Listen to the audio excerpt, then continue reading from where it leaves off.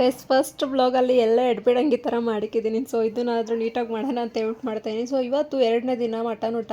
So ಅದಕ್ಕೋಸ್ಕರ mutton sambar, ಕಬಾಬು ಮತ್ತು chicken fry ಎಲ್ಲ ಮಾಡಿದ್ವಿ. ಅದಾದ್ಮೇಲೆ ಎಲ್ಲರೂ ಸುಸ್ತಾಗ್ಬಿಟ್ಟಿರ್ತಾರೆ ಪಾಪ ಅಂತ ಹೇಳ್ಬಿಟ್ಟು ಎಲ್ರಿಗೂ ಐಸ್ ಕ್ರೀಮ್ ತಂದ್ಕೊಟ್ಟು ನಾನು ತೊಗೊತಿದ್ದೆ. ಅದಾದ್ಮೇಲೆ ಅದು ಯಾಕೋ ಸಾಕಾಗಿಲ್ಲ ಅಂದ್ಬಿಟ್ಟು ಮತ್ತೆ ಇನ್ನೊಂದು ಐಸ್ ಕ್ರೀಮ್ ತೊಗೊತಿದ್ದೆ. ನಮ್ಮ ಅಕ್ಕವ್ರನ್ನ ಕರ್ಕೊಬರೋಣ ಊಟಕ್ಕೆ ಅಂತ ಹೇಳಿದ್ರೆ ಗಾಡಿ ಕಾದು ನಿಂತ್ಬಿಟ್ಟೈತೆ ಫುಲ್ಲು.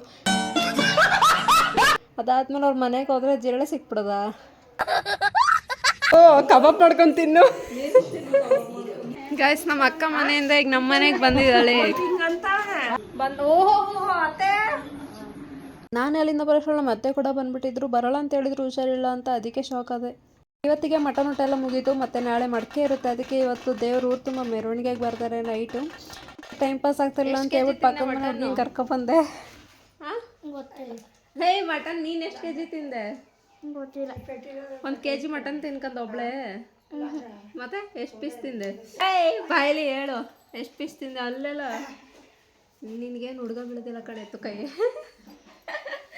ಅಲ್ಲೆಲ್ಲ ತೋರಿಸು. ಓ ಅದು ತೋರ್ಸೆ. ಅದು ಆಫ್ ಆಗೋದಿಲ್ಲ ಕಂಡ್ಬಿಡು. ಅಲ್ಲಿ ತೋರಿಸು. ಬಂದಿಲ್ವ ಅಲ್ಗಳು ಎಲ್ಲ? ಗೈಸ್ ಅವಳ ಹೆಸರು ಕುಳ್ಳಿ ಅಂತ ನೋಡಿ. ಎಷ್ಟೆಷ್ಟು ಇದ್ದಾಳೆ. ಇಷ್ಟೇ ಗೈಸ್ ಉಳಿರೋದು. ನಾಗವಲ್ಲಿ